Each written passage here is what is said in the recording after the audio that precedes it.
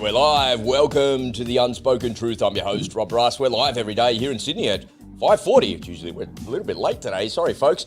G'day, Ed. How are you, mate? Living the dream, my friend. How are you? I'm very well. We're live in Minnesota, 2:30 p.m. every day. Ladies and gentlemen, if this is your first time here at the Unspoken Truth, welcome. It's great to have you here. Ed and I like to talk about the stories behind the stories, and we like to pull back the curtain and talk about the narrative of what's going on and give you the unspoken truth. And man, oh man, I got some doozies for you today, and we got some really big news in finance today as well. If this is your first time here, folks, make sure you head on over to your favorite podcasting app as well, Spotify, Apple Podcasts, Stitcher, Google Podcasts, whatever it might be, and you can grab a copy of The Unspoken Truth as a podcast as well. We're also available on Twitter, and I'm getting pretty active over there. Lots of tweets happening and getting quite a few followers trickling in now, which is really good. And we're also available on Telegram, where we've got a whole bunch of R-rated content available for you. Just be careful what you click on over there, because you can't unsee those things. And all of the links that we're mentioning today are in the description. So make sure you just scroll down and have a check us in the show notes, and it's there. I want to get right into the show today, Ed, because we're running a little bit behind schedule, and I've got stuff going on after this show. So I want to kick off by just reminding everybody how crazy this world is. And I've got a question. Can it actually get any crazier? I think the answer, after you see some of my reports, is maybe no. I'm going to be talking about human cats, weaponized mosquitoes, and drunk politicians, and there's a little bit of seriousness in there as well that might get your blood boiling a little bit. And look, folks, these are important topics that we need to discuss. You know, all jokes aside, it's a little bit funny. It's a little bit, I don't know. How do I say it? It's a little bit funny. It's a little bit crazy, but it is serious, and you need to talk about it, because if we don't talk about these things, then the crazy leftists that are trying to dominate this society are going to have their way with us, and I definitely don't want that. Bitcoin is now the officially dominant, I don't know how you'd say that, official dominant crypto. It now owns more than 50% of the market. Like gold or silver, Bitcoin is really the only real money. So gold and silver is money. Everything else is fiat currency. So what we've got is 50% more of the crypto market is now officially owned by Bitcoin. And that's a big thing. You've been saying for a little while, Ed, that the vast majority of cryptos are going to go away, and there's literally thousands of those cryptos. So it's happening. What are your thoughts around that? Well, yeah, I mean, I don't want to step on my own presentation coming up here, but yeah, a lot of coins are, when we come out of this crypto winter, a lot of coins going into the winter will not be around anymore.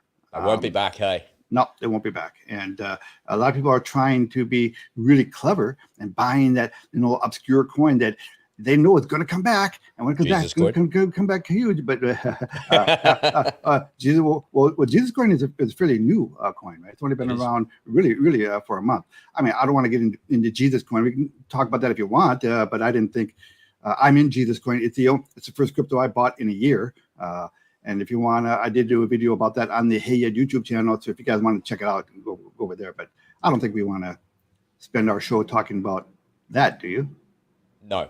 No, I didn't think so, yeah.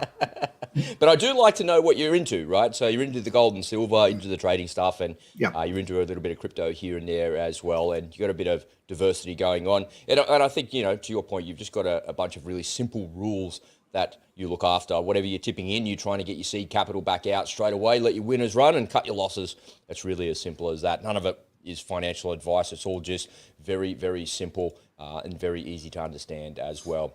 All right, why don't we kick off? I got some funny stuff happening here. Before we do that, I just want to say welcome to everybody that's watching live. Thank you for tuning in and supporting Ed and I. Why don't you drop a comment there and let us know where you're from?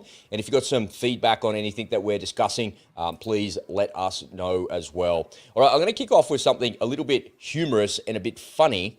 But then I'm going to shift gears and tell you why this is actually so serious. So all jokes aside, let's take this for what it is. This actually happened, right? Remember, this actually happened. And then I'm going to talk to you about why this matters. So let's take a look.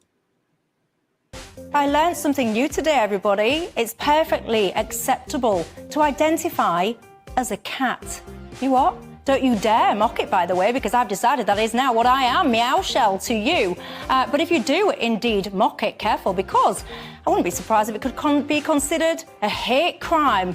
Self-identity, where do we draw the line? Kids at school being told that they must respect it if this is how their peers seriously want to present themselves. Really? What on earth is going on in our schools? How worried about it should we be? And why are parents not allowed to see the content that children are being taught? Very alarming, if you ask me. And while I've been busy licking milk from saucers, over in Westminster, they've been busy debating parties. It's still going on. No vote as yet. Should it even be voted on? Of course, I'm talking about Boris Johnson. Also, cats can indeed discuss serious things. Mortgage rates at the highest they have been in years. Over 6% now you'll be paying. Should the government intervene? I want to talk as well about the expansion of stop and search and also free speech. Should there be limits? If so, who gets to decide them? And if you breach them, should it be a criminal act?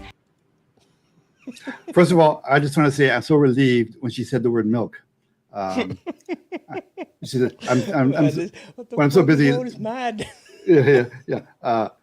What did you think she was going to say? Well, when she said when I'm not busy licking my milk, I thought she held it nicely. She held it together, reading the teleprompter perfectly. She's a professional. Yeah. You know, if you tuned into that and you saw that on television and you kind of heard it in the background, you glanced over and you're like, what is that? What is that woman dressed as a cat? What's going on here? It's ridiculous, right? And it's silly. And she's highlighting the stupidity of society. And I've come to realize after listening to the audiobook, The Puppeteers, that this is ESG. This is environmental, social, and governance. And she's just taking the piss out of it there, making fun of it. But this is the social credit score that we've been talking about, Ed. You know, we've been talking about why and how and central bank digital currencies and why the government wants to control you.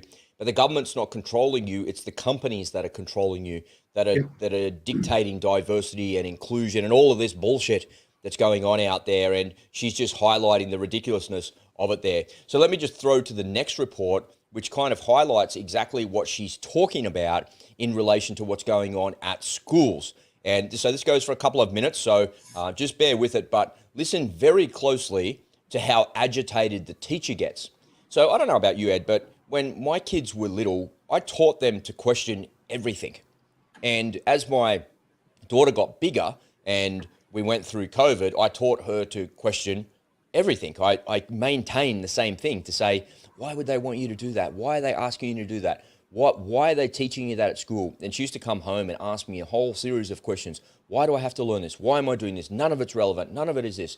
And you want your children, in my view of parenting, to be curious. Is that the same for you, Ed? Did you teach your boys to be like really curious like that? Oh yeah. Well, you have to. This is such an important part of parenting.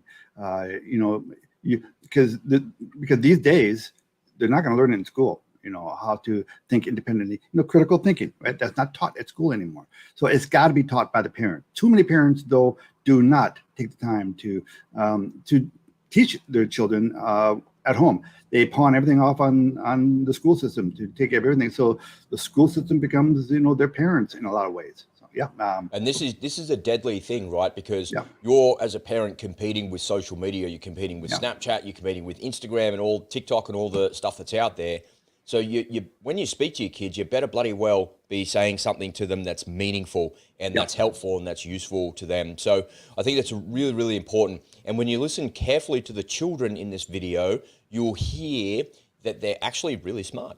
Yeah. And listen closely to the teacher who gets really agitated because the children win the debate. All right, let's take a look. You've just really upset someone. Saying things like should be in an asylum. I didn't say that. I just said if they want to identify as a cat or something, then they're like genuinely unwell. Then they've gone they're crazy. You were questioning their identity. No, I wasn't a questioner. I was just saying about the gender. I didn't say anything about them. But where did you get this idea from? There's only two genders. I just think it's my opinion. That is my opinion. If I respect their opinion, can't they respect my opinion? It is not an opinion. Yes, it Yeah, is. It's not an opinion you can have. Those people think there's only two genders. There's only a boy and a girl. Literally. There's no other private part. There's only two. Gender is not linked to the parts that you were born with. Gender is about how you identify, which is what I said right from the very beginning of the lesson. I just don't agree with that. So why should I have to listen to it? Biological sex, there is actually 3 biological sexes, because you can be born intersex. You can be born with male and female body parts or hormones. Yeah, you know that? Yeah, there's 3. There's not 300. Doesn't mean. Yeah, there's 3. I'm talking about biological sex. In terms of gender, there are lots of genders. There is transgender.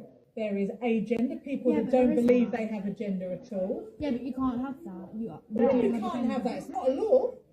Yeah, but it's not a law, but it's our opinion. We just don't agree with it. We just think it's all just. If you have a vagina, you're a girl. If you have a penis, you're a boy. Yeah. But cisgender is not necessarily the way to be. You are talking about the fact that cisgender is the norm. That you identify with the gender of the sexual order that you're born with, or you're with. That's basically what you're saying. Yeah. Which is really despicable. How? When it's if I called my mum right now, my mum would be on my side. If I called my mum, she'd say. Well, that's very sad as well then. How is it? Loads of people agree with that. There's only a small majority of people who actually think that. And why do you think we have so many problems in the world with homophobia? Yeah, but because that's of not people homophobia, that's gender. Yeah. Yes, I'm it fine is. with lesbians and gay people. Same. I've got nothing against them. Yeah, same. But gender there is a link between it, and you're saying that people There can't isn't change one. No, who they they want can't. to be. They can't. Unless you You're get a so penis wrong. attached. No, I'm not. You're confusing sex and gender. No, I'm not though. Because Yes, if you have a you are. vagina, you're a girl. If you have a penis, you're a boy. Yeah, you can't have a vagina and be a girl, but then Gender Unless you identify get as surgery, and even then, Gender because is you've got about those genes. how you identity. I just How you don't agree with identify. it. Yeah, Which just means fine. it's not an opinion that Yes, we it is. express in this Yes, school. it is. No, it's not. And if you don't like it, you need to go to a different school. So I did go to a I'm different reporting you to Miss Willis. You need to have a proper educational conversation about equality, diversity, and I ain't inclusion. doing it. My mum Because doesn't I'm let me not do having that expressed in my lesson.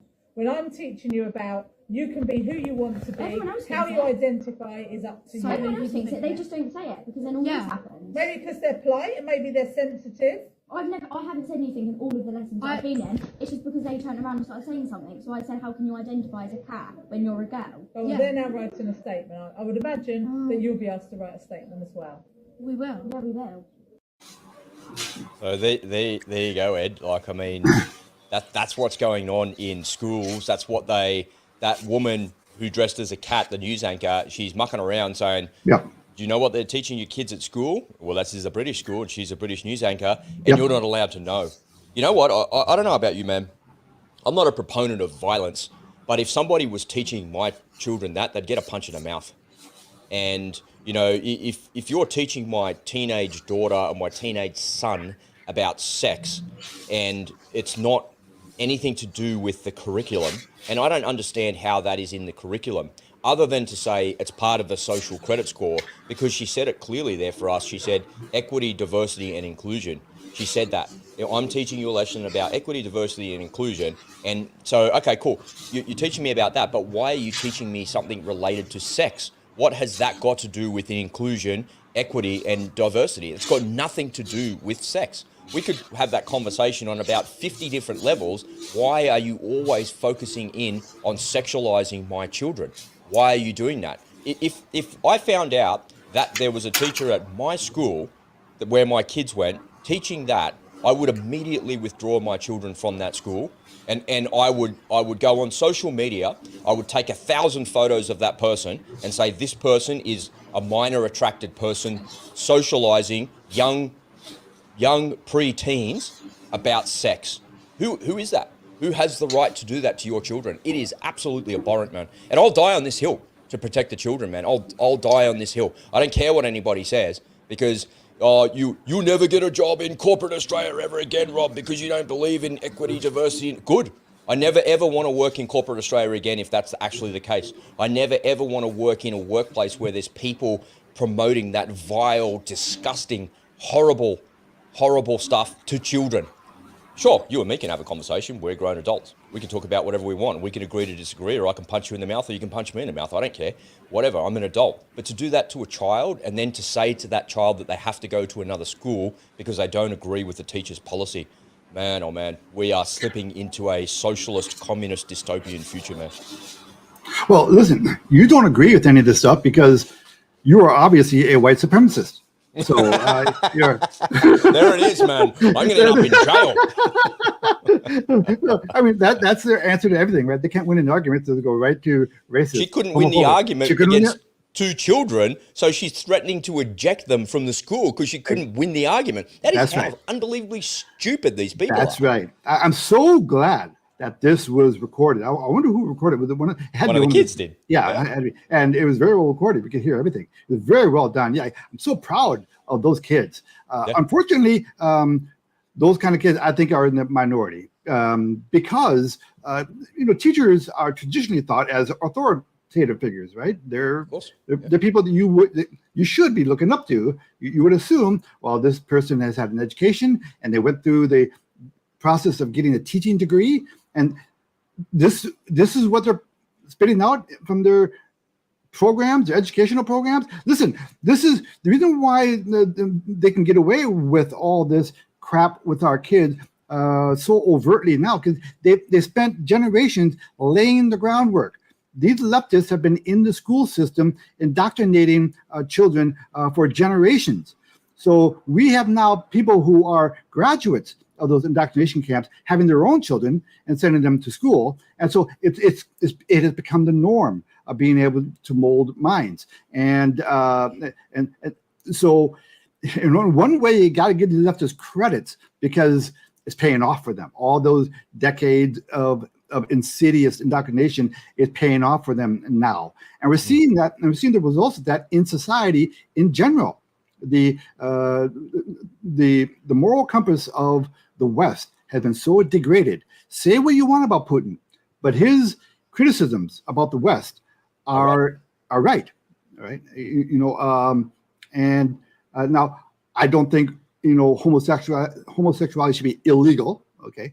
But the way I understand it is, if you're in Russia and if you keep it to yourself, no one really gives a damn. It's when you start imposing it on other people, when you start flaunting it. Here we have a whole freaking month going on right now called Pride Month, where we have to endorse their lifestyles and we have to explain to our children why that lifestyle is okay. Man. No one cares about it. Like, just live your life how you want to live it. No one cares, man. Yeah, no one cares. You don't need a whole month of us having to listen to this. And it's not going to end at the month. It goes on all freaking year. You have a Pride year. Forget Pride Month. It never ends. And as far as those people being an oppressed class, I've never come across a more protected class in my life. What about when the woman says, the teacher that is, you need to actually listen to this because that's all homophobia, and straight away the kids are like, no, it's not. I don't have a problem with lesbian or gay people. What do you?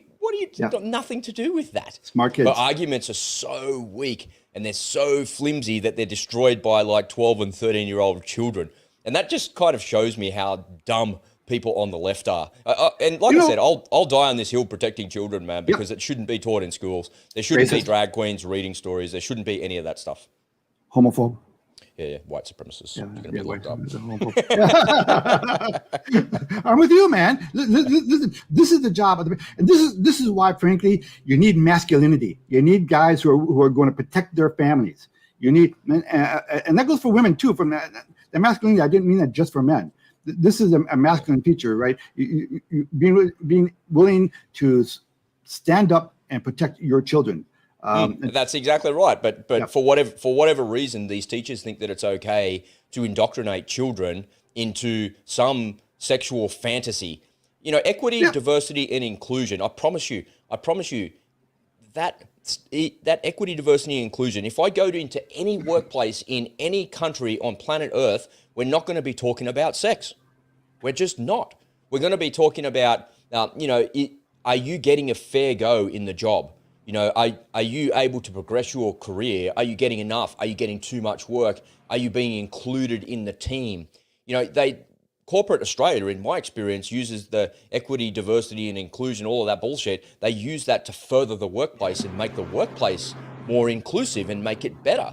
And that's actually a really good thing. You want people to feel comfortable in the workplace. You want people to be happy at work. You want them to be given a fair go and fair opportunity and all of those things. There's absolutely nothing wrong with that because that's based around meritocracy. Right. So if you're doing the right thing and you're able to help the company that you work for move forward, then you'll be rewarded appropriately for it. So all of this trans stuff that they talk about, equity, diversity, and inclusion, that's never spoken about in a workplace because adults in a workplace don't care how you live your life. They don't care if you're a polyamorous person that has 15 partners and lives with 19 different people, or you live by yourself as a monk. Nobody cares. Nobody cares. So it's strange. So we don't have that conversation in workplaces because if the girl that I sit next to in my cubicle comes to work and she's dyed her hair pink and shaved half of her head off and she looks a little bit different, like good morning, hi, how are you? She'll say, oh, hi, Rob, how are you? She'd be completely normal. Like there's nothing wrong with that. You want to live your life like that. You want to go around with tattoos on your face and piercings in your face. That's totally fine with me. That's cool. I'll still include you in the workplace. I'll still make sure that you're part of the meetings, make sure that you've got an opportunity, make sure that everything that you need is supplied to you to help you. I'll make sure you're happy and you're comfortable and nobody's giving you a hard time about the way that you actually look. That's equity and that's inclusion and that's diversity. And I love that. I think that that's a real big, if everyone was like me, man, the world would be a perfect place. That's just the reality. That would be boring. It'd be so boring. Listen, there's a real reason why some schools, like your private schools, have uniforms, right? And there's a reason why there are dress codes when you go to work. Now, when I was working on Wall Street, everyone showed up in their suits, right? Now, now, if I showed up at an important meeting wearing shorts and sneakers or sandals, I wouldn't have been taken seriously, right? And for good reason. It's all part. And so when you put on a suit, it's a uniform, right? It is a derivation of the military uniform, literally, right? Absolutely. That's a suit. So there's understanding. But when you're putting on a uniform, regardless of what your own personal picadillos are, you're identifying as part of a group. You're identifying as, yes, I'm committed to this group, this organization, this protocol. So when you go to work and you're expected to wear a suit, and you don't show up with a suit, it's going to diminish you in the eyes of, you're not going to be taken seriously.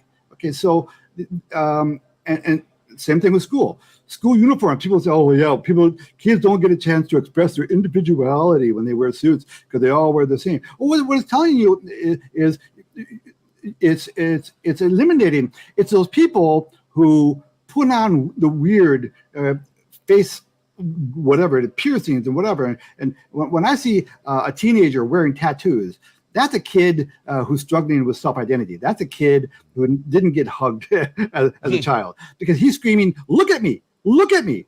When you go into a Starbucks and the barista has a tattoo on his face and you're staring at it and he's saying, what are you staring at? I'm staring at you. Isn't that what you wanted? And, you want me to stare, look at me. And it's all about look at me. It's all about me. And if you don't endorse what I'm promoting, then you're a racist and you're a homophobe and you're intolerant. These people are. Well, you'll be ejected from society and off to the digital gulag. And that teacher attempted to eject those two children for disagreeing with her. She said, well, if you don't agree, you're going to have to go to another school. So the children expressed themselves by disagreeing and pushing back against her. And even one of the kids said, look, I've been silent the whole time because if I speak up and say something, this happens. And then when I speak up and say something, this happens, and you threaten to eject me from the school and send me something else because you don't agree with my argument. That's where the punch in the mouth comes from, right? Yeah, we're allowed to disagree. Yeah, I mean, where's the inclusion for him? Yeah, exactly. These people in the gulag, you're included in the gulag. That's right. There is no inclusion for them. They are the bigots. The people who break down societies into boxes. You're in this box or you're in that box. Hold on. Let's correct the nomenclature. Bigot, I don't think bigot is right. I think bigot denotes something else because what we're talking about here is ideology. What they are is they're communists. There you go. Yeah. It's a communist ideology that you're describing. Because bigot kind of denotes one thing, but the communist ideology denotes all the things that these people are doing. Yeah. Okay. Well, point taken. And on that point, again, if right now we're talking about peripheral stuff, we're talking about the surface. Right now we're seeing the symptoms of the disease, and what's the cause of this disease. It can all be pointed back to these ESG centric, evil communists. People. The communists, right? This is a communist and fascist ideology that is spread. These ESG philosophy that has been sent out to all the corporations, then filtered down to the schools. They're given marching orders. And when I say corporations, I include governments. You have a lot of these. Okay, so you have how many world leaders right now are acolytes of the WEF, right? It's a long list. So they're given much, and these guys want to be part of the club. In order to be part of the club, you have to adopt, the manifesto, right? And you have to promote the manifesto. And if they don't like it, you can send them to another school. And if they don't like it there, we can send them to homeschooling, and then they can think for themselves over there. It's like ridiculous. All right, I want to close the loop on that particular story because I've got a couple of other stories to highlight. Can it get any crazier? Yes, it can. I came up with that idea. Can it get any crazier? Yes, that is absolutely possible. I saw this tweet yesterday. It says, this fella here, this Russian general, when he was reading from this thing, it's in Russian, I don't have the translation, but the translation is above. It says, the Russian Ministry of Defense claims that the US is planning to release mosquitoes using UAVs to infect enemy troops. The high technical readiness of the US to use infected vectors is evidenced by a patent for unmanned aerial vehicle design to disperse infected mosquitoes in the air.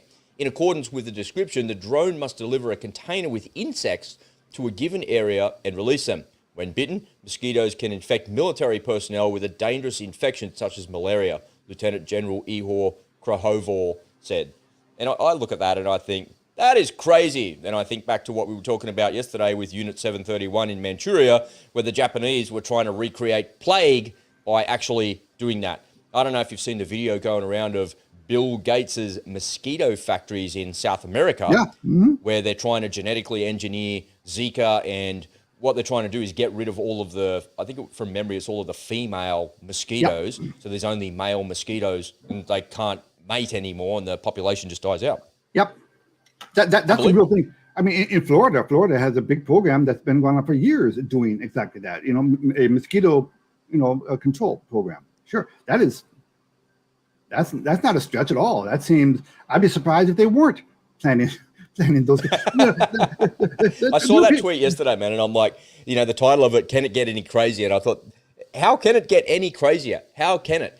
And then I read the tweet, and I'm looking at this Russian general saying, they're going to use biological warfare against us, that's what it is, right? It's biological warfare. You cannot stop it. There's nothing you can do about it. And the reality is, I kind of believe these Russians a little bit more than I believe the Ukrainian and the Western propaganda, because they were right about biolabs. They were right about child trafficking. They were right about so many other things related to the Nazification of the Ukrainians. And I'm not saying that they all are, but there's certainly a large amount of them. There was a thread yesterday on Twitter with a guy named Kim.com, and he said, so he's an anti-war guy, but he's not really anti-war. What he's doing is he's just showing you what's going on, showing you footage and saying, hey, check this out.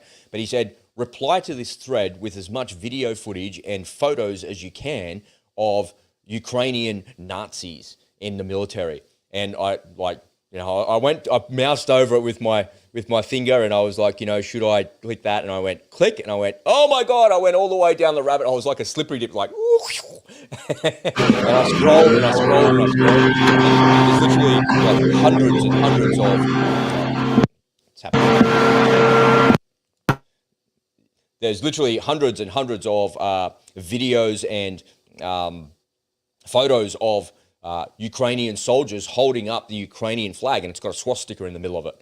And it's not the same photo over and over again. It's different people and different flags in different locations. And it's the Azov battalion, right? So it's well known that these people were part of all of that. And I think to myself, that is just like absolutely ludicrous that that's going on. But the Russians are out there saying they are this, they're Nazis, they're doing this, they're doing that. But nobody in mainstream media, the unspoken truth is that the real narrative has never come out. But it takes somebody on Twitter to go like that. And there was literally like 300 posts that had replied to that thing there, because he's a pretty big dude on Twitter. There's a lot of people that know the same things as he does, but nothing in mainstream media, just complete silence, man. And it goes to the very heart of the war crimes that I talk about all the time as well. And there were several war crimes that I've seen in the last couple of days, again, from the Ukrainian side. And I'm just scratching my head, man, going, why are we continuing to support this? Why are we perpetuating this? Yes, they shouldn't have invaded. No, they shouldn't have. It's not about freedom. It's not about democracy. It's all bullshit. Yeah, well, I don't know if you hear that sound in the back of the leaf blower. I fucking hate the leaf blowers come right as you're recording the podcast. Yeah, fucking hate leaf blowers. Yeah. I muted you there for a second. I could hear it. Yeah, I muted myself too. Okay, listen, Ukraine is not the bastion of virtue that the media would have you think. Okay, no. I'll let you pick up that thread while I'll mute for one. All right, you mute while he's doing that. And so I'll show you how it can actually get crazier, because I thought to myself yesterday when I saw that post, can it get any crazier than a Russian general coming out and saying that they're about to use biological weapons against us? Yes, it can. This is what I saw this morning, because that's the theme of what I was talking about. Bomb Iran to stop a wider war in Europe and protect Taiwan. So this is the headline from a mainstream news outlet. Let me say it again. Bomb Iran to stop a wider war in Europe and to protect Taiwan. And I'm just scratching my head going, what are you talking about? So hey, sounds like a plan. Well, the theory behind it is that, you know, if we're going to stop the war in Europe, we have to stop Iran, because Iran is supplying technology to everybody and they're causing all sorts of grief for everybody around the world. And I think to myself, the world has truly gone mad. It really has gone mad. And it leads me to the final part of this segment before we throw to the break that I want to show you, is that no normal person like you or me, Ed, we're just a couple of guys, man, that have got the time to press the record button. And, you know, we're having these conversations anyway. We just decided to press the record button and do something with the content that we're creating. We're not the ones sending anybody to war. We're not the ones coming up with a policy. We're not making decisions about any of this stuff. The people that are doing that are the politicians. And I came across a video yesterday that I want to share with you. And I want you to tell me what this actually looks like. You ready? Let me just fix the screen here. Tell me what you think this fella actually looks like here. And by the way, he was the Deputy Prime Minister of Australia.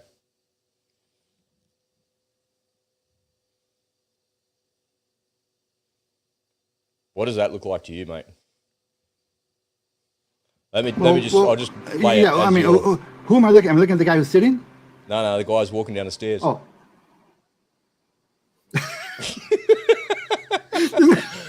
Listen, man, I've been to the bar plenty of times to get 2 bourbon and cokes from me and my mate.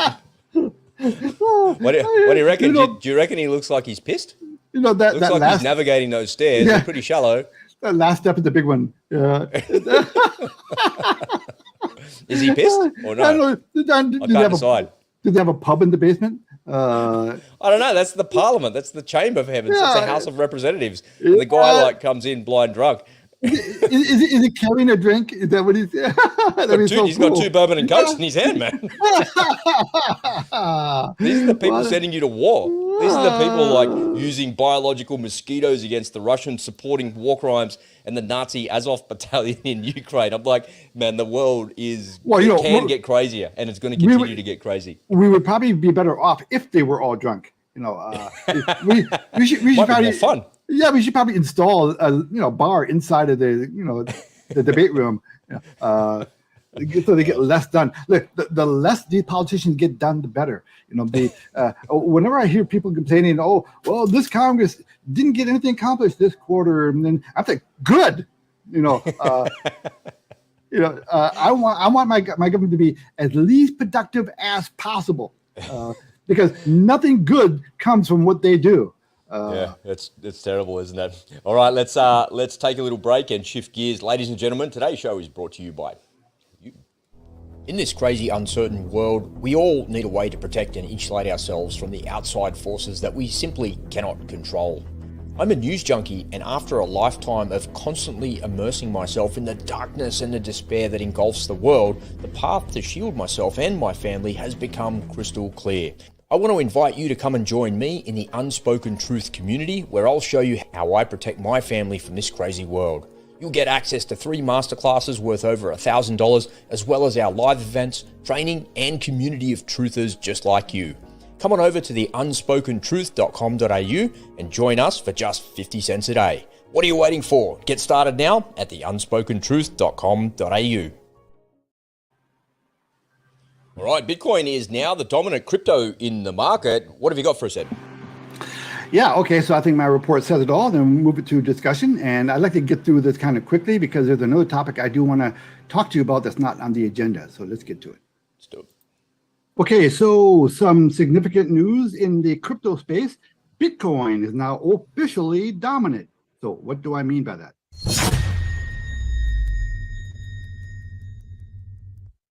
Okay, so for the first time 2 days ago, Bitcoin now represents more than 50% of the entire market cap of the crypto space. What I mean by that is, if you took the market cap of all the crypto coins and tokens in the world, Bitcoin now represents a little bit more than 50%. So Bitcoin all by itself is worth more than all of the others combined. Another interesting fact is Ethereum is next in line, and between Ethereum and Bitcoin, they represent about 62% of the world's market cap in cryptos, which leaves the remaining 38 to 40% of the market cap spread amongst all the other cryptos in the world. So how did Bitcoin manage to achieve this milestone? 2 reasons. The first one is the SEC has been on a rampage suing a lot of these exchanges, and in the lawsuits, they include a lot of these altcoins. So a lot of the altcoins, the past couple of weeks, they've been having a really rough go. They've been pushed down an awful lot. Now, whether you think that Gary Gensler is corrupt or he's incompetent, the effects are the same, right? He has decimated a lot of coins in the crypto space. So the Bitcoin boat has been going up just because all of the other crypto boats have been going down. Not only that, but it's a beneficiary because everyone who's in all these other coins, they're starting to view Bitcoin as a safe haven. So anybody might have a doubt about the crypto, they're not taking any chances, they're getting out of it, and they're going in. Is because BlackRock last week announced that they're going to pursue their own Bitcoin ETF. Now, there are arguments on both sides of this issue about whether this is good for Bitcoin or bad for Bitcoin. And listen, I think at least for the short to medium term, it's going to be bullish. Why? Because it's freaking BlackRock. So at the very least, that gives Bitcoin a little patina of legitimacy, right? And we know how cozy BlackRock is with the deep state and with the government. So Bitcoin through BlackRock probably has a little insurance policy there against government regulations. Let's take a quick look at the performance of Bitcoin. Okay, so this is the 1 month chart on Bitcoin. You can see it's popping today. And now if we look back at the 1 year chart, you can see it is up year over year. Now, if we look back a little bit more than that, we click the all button, you can see it's still down dramatically from its high, but at the moment, it is enjoying a nice rally. Now, another piece of news that's affecting this is there is news out right now. Bitcoin surges after new cryptocurrency exchange backed by Citadel, Fidelity, and Schwab starts operations. So we are starting to hearing stories about more and more of these big, large investment companies wanting to have a Bitcoin ETF. All right, so in the short to medium term, this can only redound to the benefit of Bitcoin. And I think that once this washing out takes place amongst all the altcoins, I think that they are also going to participate. They probably have a little bit more washing out to do, a little more basing to do, but then we're probably going to see another accumulation phase in the crypto space. But at the moment, Bitcoin is officially dominant, and I just thought it'd be useful for all of you people who are crypto consumers to know that. And that's my little report for the day. Yeah, well said. Once again, the prophet has come to pass, or the prophecy has come to pass, rather, because you predicted that a long time ago. I remember when we first met, you were saying that eventually all of this altcoin bullshit will go away and it'll end up being too two, and here we are now. They own 62% of the market, and it's just a matter of time before the rest of it goes away. And I think maybe to your point there at the end, you made a really valid point where the larger corporations are trying to get a piece of this action because they recognize that that's the only real crypto.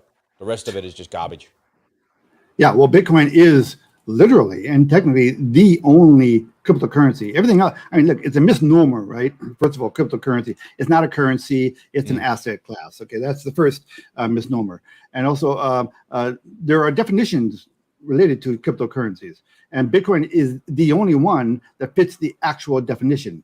That meaning that it's purely decentralized. There is no central figure or entity controlling the coin at the center of the coin. Yep. Ethereum does have someone at the center, right? It does have a governing body behind it. So Bitcoin is the only actual cryptocurrency in the world. What do you think it will mean, though? Is this so?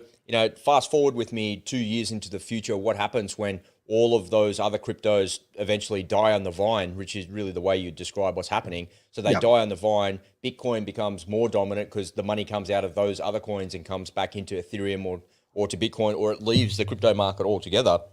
What does it mean if there's only one crypto that's left or two cryptos that's left? Well, more will come online. Okay, so I mean, our current graduation class of crypto, the ones we have right now, of those, there are like 23,000 of them. Most of them are going to be gone, but you're going to have new ones coming in. All right, so there's always going to be rotation. The crypto industry is not going away. Okay, now we have to keep things in perspective. Okay, the entire crypto space is the entire market cap is right at around $1 trillion. That's it. $1 trillion is nothing. The forex market all by itself trades more than 7 trillion per day. Right, so this is like an asterisk. This is like a period. This is like nothing in terms of asset classes, financial classes. Now. In relation to, in proportion to what they represent, they get a lot more press than they deserve, right? Because it's such a tiny part of the financial markets. But it is a sexy one. It's an easy target for critics, because there is a lot of illicit activity and scam artists in that field. Right? They're all over the place. But that's largely the fault of our governments. Because there is no real regulation that the industry can hang their hats on. And so these companies are, they're left to have to make things up as they go along. If there were actual regulations, which they've been slow to produce, then it will legitimize the space. I think that's kind of, ironically, this is the one industry that needs regulations. Because it needs some guideposts. It needs to know what the rules are, so that you don't come after me later on saying I broke the rules when you never told me what the rules were. It's like being pulled over by a cop in some backwater state, and he told you some road rule you didn't know. That's right. Let's play fair. The governments around the world, they're not playing fair. So I'm going to push back on what you're saying there a little bit and just let you know what I feel there is you say that it's not going to go away. So I think maybe the way that I would describe it is it's not that crypto's going to go away. Blockchain technology is not going to go away because I think everybody has a consensus that that's actually a really good thing. That's a good way of doing things, right? With distributed ledgers, they're immutable. You can't change them, all of that stuff. That's a really good thing. But I also think that crypto will become less and less relevant. Maybe not go away, but it becomes less relevant for all the reasons that you described, because the SEC is stomping out all of these exchanges, making all of that stuff go away, but equally they're also not regulating it fast enough. And that's the reason why these Bitcoin ETFs are coming in, because these larger organizations know that Bitcoin's the only real crypto or the only real crypto in that asset class, because the rest of it's garbage. If I want to do something with blockchain, then maybe I can write the smart contract with Ethereum. So I want to do that. But if I want to allocate capital to something, then maybe Bitcoin is the place to do that. And the rest of it is irrelevant. I don't want to do that. And it might end up in a peer-to-peer scenario where there's no more exchanges, or that goes away, or it gets regulated out of existence altogether. I feel like the relevance of it it's not going anywhere. I agree with you there, but I think the relevance is becoming less and less and less for the reasons you described, because the SEC stomping out exchanges, stomping out altcoins in the process, but also because Bitcoin's really the only real crypto. The rest of it is just rubbish. Yeah, the thing is, there's very little there that I disagree with. I will say this, though, as far as its relevancy is concerned, remember, this is a tiny market already. It's so small, yeah. So how much further did it have to go before it becomes irrelevant, right? It's already, tiny. If someone out there is a crypto consumer, right now, it is really difficult to be a crypto consumer. You have to jump through. You got to study this stuff, man. You got to figure out, okay, well, this exchange honors those tokens, and that exchange doesn't honor those tokens. It's like when it first started. It's almost reverted back to what it was. Yeah. That was really difficult then. It's difficult now. Yeah, I mean, this coin that we talked about earlier that I was trying to buy last week. Okay, so I started buying it last week. Now I only have a third of the position I actually want in that coin, because fucking Coinbase is sitting on my money for 8 days. I mean, and yeah. So unless you have crypto that is free and clear to use, if you want to do a transaction like that, coin doesn't trade on any exchanges, so I have to use Uniswap, right? So I have to go through, which means I've got to buy the crypto I use Coinbase, so I buy the crypto in Coinbase, and then I have to send that crypto to a wallet and then do the swap inside of the wallet. You see what I mean? People, this is complicated stuff. So I bought the crypto inside of Coinbase and say, okay, you own it, but you cannot send it out anywhere for 8 days.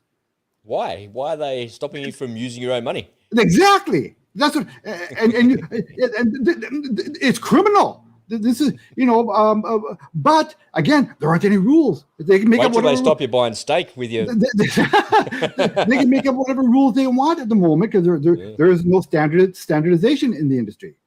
So in that time, I promise you, they're using my money to play the markets. Right? They're making money off my money. Okay. Yeah. So and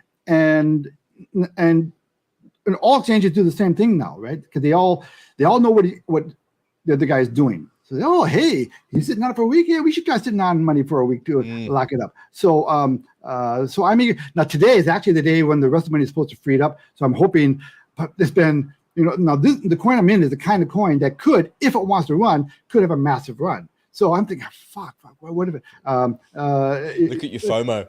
Yeah. Don't let your fear and greed get hold of you. No. But the point, what's pissing me off is the lack of freedom with my money. It's my fucking money, and the whole thing about blockchains and cryptos was supposed to be speed. Right? It was supposed to be. That's part of the reason that I extracted myself completely out of crypto for that reason, right? Is because the theory behind it is 100% right.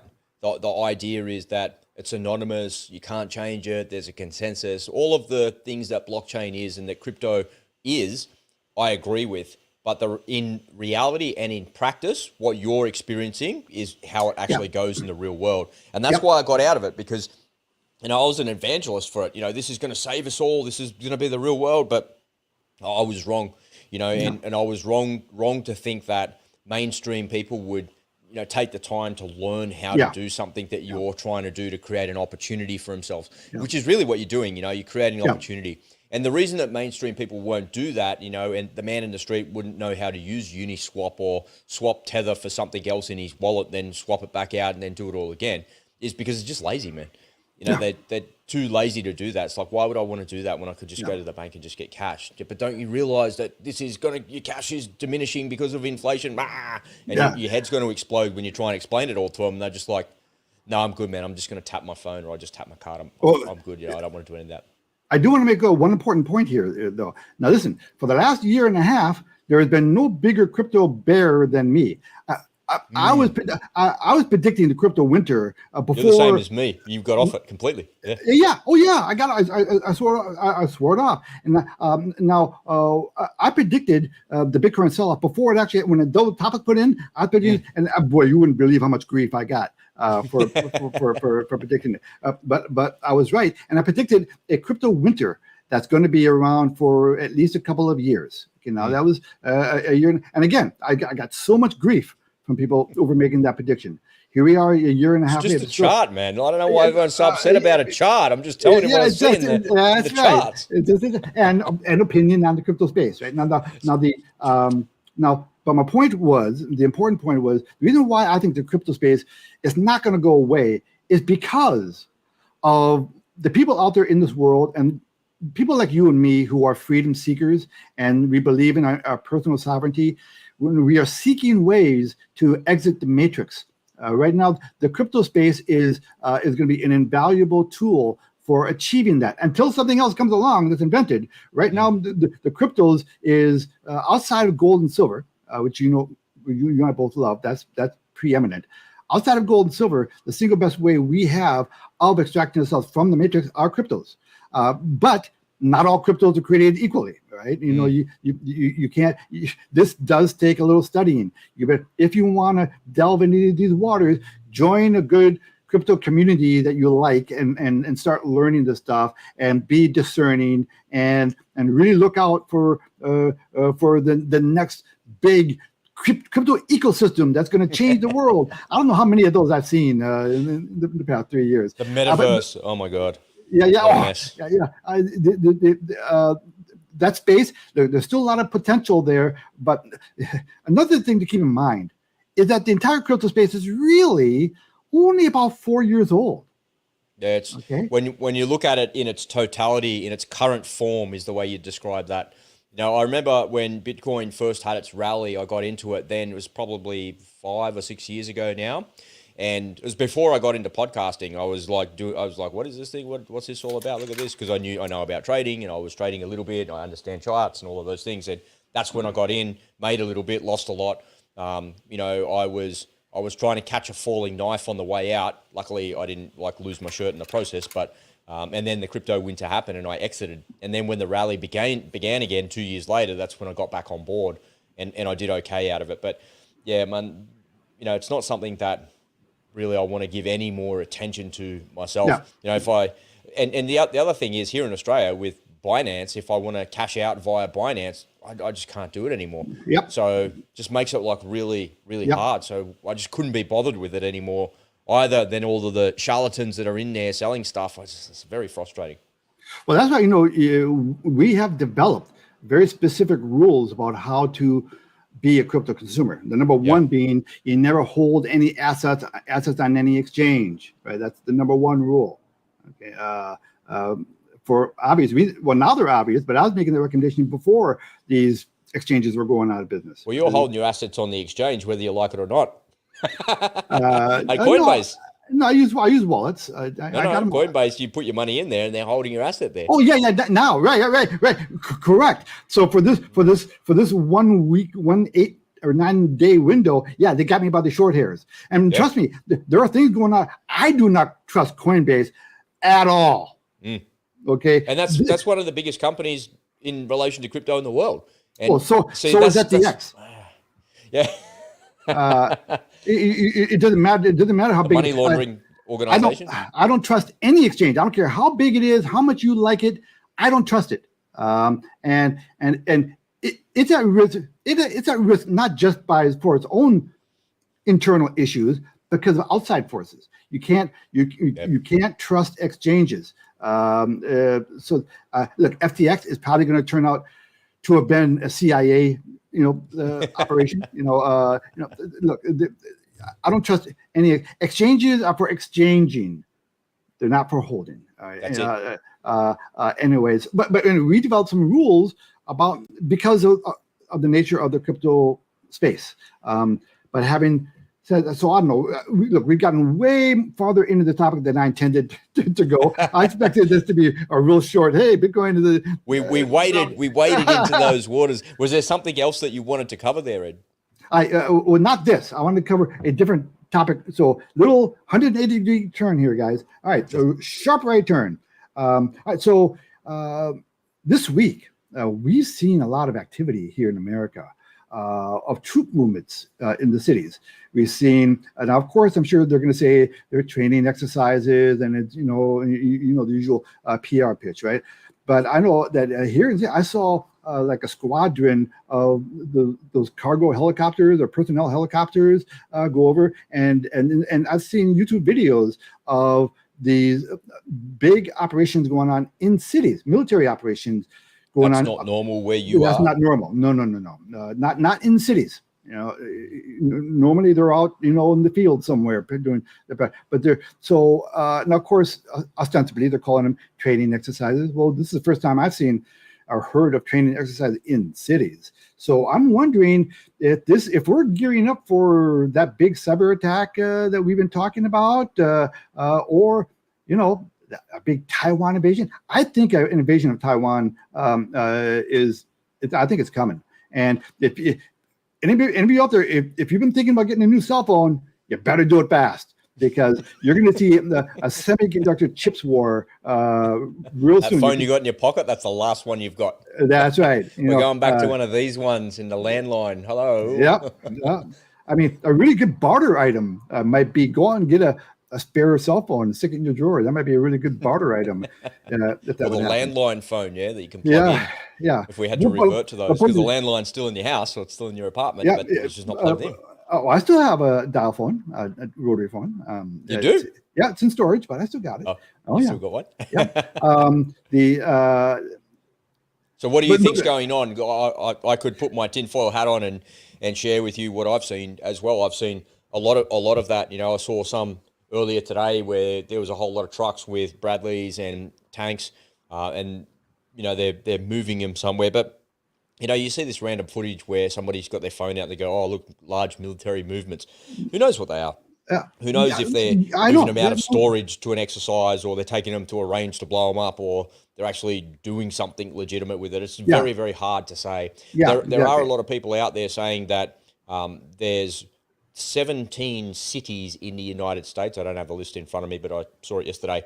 17 cities in the United States that are under cyber ransomware attacks, which means they've been held to ransom, apparently by the Russians and the white supremacists and whoever they are. I don't know that. And what they're doing is saying either pay the ransom or we're going to turn the power off. And because the United States government doesn't negotiate with terrorists, the power is going to go off. And the reason for all the military to be in place is to implement a quasi-martial law. So that's what people are saying online. That's the kind of the summary of what's going on. And so essentially what they want to do is they're going to say, you're going to have to go into a lockdown and there's going to be martial law because there's no electricity. But there's nothing wrong with the grid, The grid is completely fine. They're just turning the power off to get you to comply, to destroy the financial system, to actually get you into your digital ID and your central bank digital currency. They're rolling it out. That's what's rolling out, and they're going to use the military to implement it. I know nothing like that is happening in Australia because there's only like 17 troops in Australia. So, and we're a really big country and there's a lot of us. So there's no chance they could ever use the military to implement something like that. But here in Australia, they wouldn't have to use the military. All they would do is get the mainstream news anchors to go on TV and say, please stay at home. But if the power goes off, there's no one to say that. And then that's when they implement all of those rules and all of those laws. And your job is to fight back. Your job is to ignore them. Your job is to do everything that you can that's humanly possible to ignore what the government tells you to do. Because they're trying to tell you to do that to keep you safe. But in keeping you safe, you're actually allowing this to happen. You're allowing them to take over. This is the beginning of the end. This is the beginning of the resistance, if it's actually true. Who is John Connor? I don't know, man. Don't worry about AI killing us all. We're going to kill each other. So reduce your exposure to your bank, get some gold and silver. Get some gold and silver, man. and establish streams of passive recurring income. I'm going to establish streams of passive income from the neighbors. They're going to be paying me for security protection and security detail. They're going to be paying me for toilet paper. And coffee. That is the mission priority. Well, what do you think's going on? Have you heard those same crazy theories that I'm talking about there? God save the Queen. Well, there's no real way of knowing. All we can do is we're always speculating until something actually happens, right? Up until the moment that something actually happens, it's a speculation. My speculation, listen, I think that there is going to be an invasion of Taiwan. I think it's going to be sooner rather than later, partly because of the presidential calendar. You know, they if they're going to do it, they want to do it while they got this guy, you know, in the office. And I'm not kidding about that, by the way. I think there's really something to that. So I think, and we always listen. When big events happen and they're devastating, the reason why they're devastating is exactly because people were not expecting them. It's because there were surprises. Just like when stock markets crash, it's because an event happened that the street was not expecting. That's when big events happen. So we're always kind of playing the game. So it's always better. It's better to be prepared and not need to be prepared than Imagine, you and I are looking at this news stuff all the time because we're news junkies and we're doing these types of reports. And, I spend the vast majority of my day doing that to pull out stories and to figure out what to communicate to people and what matters. Where's the unspoken truth, right? And the reality is that you can't control any of it. All that you can do is control your reactions to what goes on. But you also have to remember some fundamental grounding, foundational pieces and truths as well, is that the government... you mock me all the time, but the government are not there to help you. The government. I don't mock you. I'm right with you. No. Yeah, but they're not there to help you. No, I believe that they are. I believe that they're there to help us. I believe that they want the right thing for us. I see. You took okay. That's right. You're the Boy Scout. I forgot. Yeah. That's it. That's it. You believe, you have faith in your government. I forgot that. Yeah. But it's not true, right? And you're 100% right when you say that. When you do mock me about that, because they are only there to protect their own self-interest. And we've seen that through COVID. We've seen it. They lied and they lied and they lied and they pretended as if they had health advice. But even to this day, we've still never seen any health advice to say that lockdowns were justified. Nothing has ever come out to say that we justified that. It's just a complete and total fabrication, and it's a beat up. So my view is that whatever happens, you must remember your core fundamental truths is that the government is not there to help you. And you must just take this adage, really. It's just a mantra. Just question every single thing that they tell you to do and ask yourself, why are they telling me to do that? If there was a lockdown and martial law because the power went off, why do they want me to be locked up? Is the power really off? I don't believe you that the power's off. I don't believe that there's thousands of people that work in that electricity industry, or whatever you would call it, the energy industry. There's thousands and thousands of people that can't resolve the issue. I don't believe that you don't have at the NSA the world's best cyber hackers and the world's best computer programmers to fix whatever cyber attack has happened. I just don't believe you. I believe that all you're trying to do is to get me to supplicate to your will and try and control me for some strange unknown reason. I don't know what that reason is, but all you want to do is control me. And you're trying to get rid of me for some reason by turning the power off, because as soon as you turn the power off, all the old people are going to die. All the sick people are going to die. All the disabled people are going to die. As soon as and the thing that they don't really understand, if the conspiracy theories are true, and it is a conspiracy theory, tell me what you think here, Ed. If all of that happens, all of the weak and vulnerable people will be destroyed. That's just the reality. They'll die because we live in a weak, soft society that is dependent on medicine. It's dependent on shops. It's dependent mostly, without realizing, it's dependent on trucks. And the minute that the transport stops and the trucks go away, because there's no more trucks to deliver what you need, all of a sudden you end up in a survival of the fittest. Yeah. And to begin with, it'll be the people that are most prepared, meaning have stockpiles of food and all of those things. But very quickly, society will descend into something chaotic where only the strong will survive. That's right. And that's the miscalculation these idiots are making, because the people that are strong think for themselves, and they're cunning and they're vicious and they're nasty. And those cunning, vicious, nasty people are coming for you, folks. If you're not one of those people, you're in big trouble. Yeah, well, when you say strong, well, the strong and the prepared, right? The people who are prepared will be the survivors. You and I, for a while there, we did quite a few reports on what would happen in the event of an EMP attack. And one of the stats we came across was that the general consensus among people who would know is that within a year, about 70 to 80% of the population would be dead. They perish. Yeah. 70 to 80%. Think about where you live, man.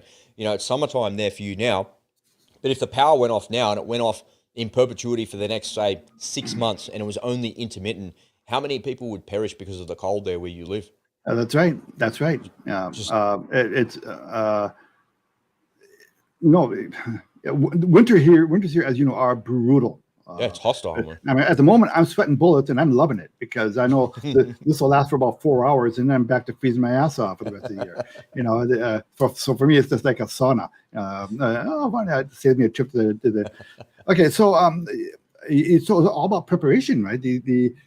And I've heard people say, Bill Burr said once, as a joke, about preppers. Yeah, he knows about people who they have the gardens and they grow the tomatoes and all the rest of it, and they're prepping. Why would I be a prepper? All I'm doing is gathering all my stuff for the strongest guy in the neighborhood.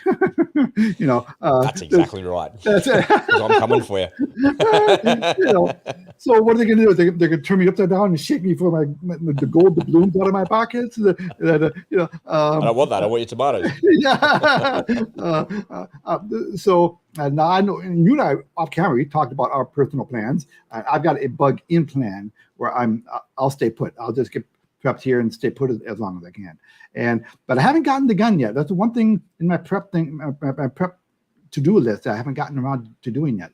And you would think that a guy who is as pro-gun as me would have a gun, but I just haven't gotten around to it. I am going to get one. Yeah. I do plan on getting one, and maybe a shotgun, something that will shoot through the door, so I have to open it. Say, just go away. No, I'm not going away. Boom. No, don't do that. Then you won't have a front door. I'll have extra doors. I'll store up extra doors. When we used to do exercises, mount training in the army, you go to these facilities and stuff. And I remember one time the bad guys on the other side, my mates on the other side of the door, they're like, "Right, oh, we're ready. Come and practice clearing the rooms. We're ready for you." And it's playing armies like as grown men. And someone grabbed it. There was a fridge in there. It was an old fridge, and they put the fridge right up against the door. And so we've all stacked up against the door, and you can see that the door, because you get really good at looking at the hinges, the door opens outwards. So the door's opening outwards, and and I'm stacked up as number one, and my mate's like in front of me. He's like, "Ready? 1, 2, 3, go!" And as he opens the door, I go forward, and I'm like, "Oh!" I smack my helmet on. It's like a fridge there, and then they just fire the machine gun on the other side of the fridge. The machine gun would just fire straight through the fridge, of course, and that'd be the end of the squad on the other side of there. So, but there's clever obstacles that happen. If you listen to the stories of the Battle of Fallujah, the enemy troops in there, AQI there in Iraq, they were really cunning on what they did because they understood how the Marines would clear buildings, and what they would do is they took out all the stairwells in the buildings. And so the Marines would come up to these gates, they'd stack up, and the enemy were upstairs, but there was no way for the Marines to get upstairs. So they would just fire down on them from elevated positions and then just bug out and then get away.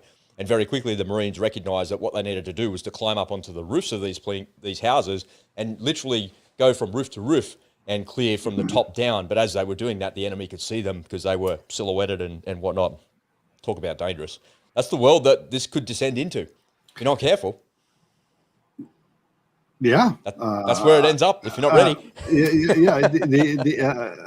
So I guess the fridge moral at the front door. Yeah, I guess the moral of that story is the preparation doesn't matter. Put a little thought into being prepared.